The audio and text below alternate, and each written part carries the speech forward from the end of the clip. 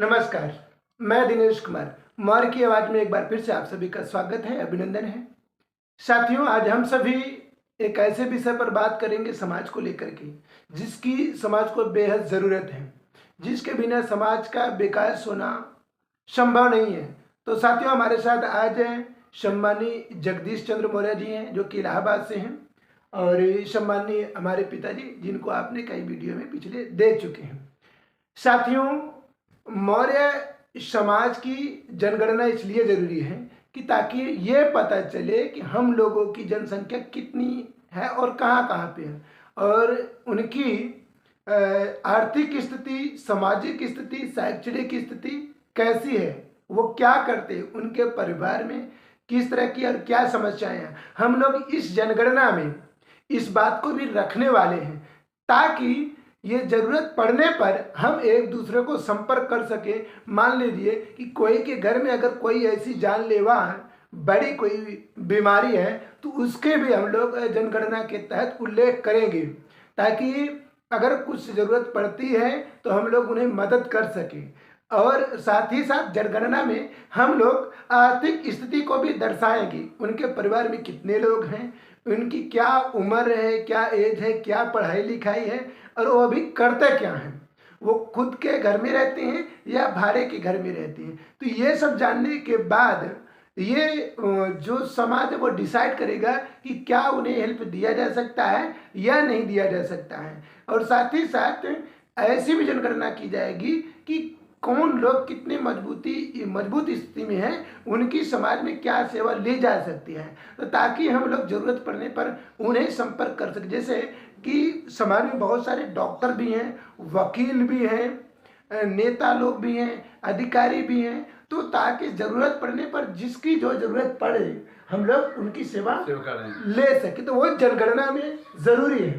तो आप बताइए, ये जो काम होगा जो हम अभी बता रहे हैं कि इस तरह से अपने को जाति जनगणना करवानी है, तो ये अच्छा रहेगा या और भी उसमें किया जा सकता है कुछ? इसमें बहुत अच्छा है। और भी अगर कुछ किया जा सकता है तो वो भी आप बताएं, तो हम लोग वो भी मतलब जनगणना में लेंगे। जैसे मान लीजिए कि अभी आर्थिक स्थिति उनकी क्या है, जैसे वो भाड़े पर रहते हैं कि छप्पर के घर में रहते हैं या कहीं झोपड़पट्टी में रहते हैं। अपने समाज के लोगों में बहुत सारे ऐसे लोग हैं कि वो झोपड़पट्टी में रहते हैं, तो कोई भाड़े पर रहते हैं, तो कोई बहुत बीमार हैं। और जनगणना में साथियों में एक काम और करने वाला हूँ, उस जनगणना में हम लोग डेट ऑफ बर्थ लिखेंगे, मैरिड अनमैरिड। अगर वो मैरिड है तो उनके आगे कुछ भी नहीं लिखा होगा, अगर अनमैरिड है तो वहाँ पे डैश कुछ रहेगा, ताकि ये पता चले कि ये लड़का या ये लड़की अनमैरिड है और ये विवाह योग्य है। तो चूंकि इसमें डेट ऑफ बर्थ लिखा होगा तो उनकी क्वालिफिकेशन भी लिखी रहेगी, पूरी डाटा रहेगी, बायोडाटा जिसे हम लोग कहते हैं। तो अगर पूरी बायोडाटा रहेगी तो किसी को लड़का और लड़की खोजने में भी तकलीफ नहीं होगा, आसान रहेगा। अपने पास डाटा रहेगा।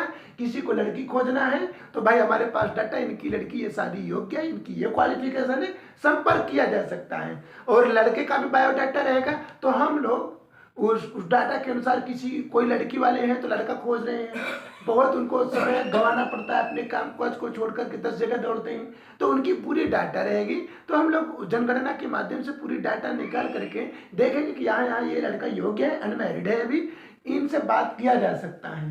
तो उस पर नंबर भी लिखा होगा, तो व्हाट्सएप नंबर रहेगा, तुरंत हम लोग उनसे रूबरू संपर्क करेंगे, शादी हुआ है या नहीं हुआ, करना है, क्या करना है, नहीं करना है, वह सब भी बातें।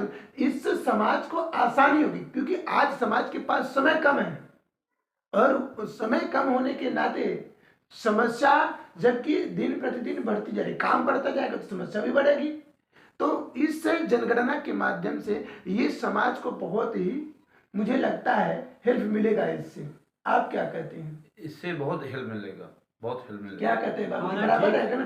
क्योंकि क्या होता है कि जब समय कम होता है तो लोग मतलब खोजने जाते हैं, और जब खोजने पता लगाते लगाते कहीं मिला कहीं नहीं मिला, है ना। लेकिन यहाँ का जनगणना के माध्यम से एक ही जगह पर आप, और ये सब ऑनलाइन बाद में किया जाएगा। और जब ऑनलाइन हो जाएगा तो आप घर बैठे पूरी डाटा देख सकते हैं कि यहाँ ये व्यक्ति और किस नगर में रहते हैं, क्या उनकी प्लॉट है, ये सब पूरी डाटा रहेगी उसमें। तो आप घर बैठे बैठे आप मोबाइल पर देख सकेंगे कि कितने लड़के अनमैरिड हैं, कितनी लड़कियां अनमैरिड हैं, कहाँ पे किसका जोड़ा बैठाना है, शादी करना है, करवाना है, आप डायरेक्ट घर बैठे संपर्क कर सकते हैं। तो समय की भी बचत होगी और पूरी कुंडली भी आपको मिल जाएगी। पता होगी उनका। उसमें जनगणना में साथियों हमें एक और काम करने हैं कि उनकी वर्तमान मतलब पता क्या है और पूर्व मूल निवास वो कहाँ के, वो पूरा डाटा आपको ऑनलाइन दिखेगा। तो साथियों आप लोग जरूर मुझे बताइएगा कि ये मेरा जो जनगणना कराने का एक मतलब लालसा है,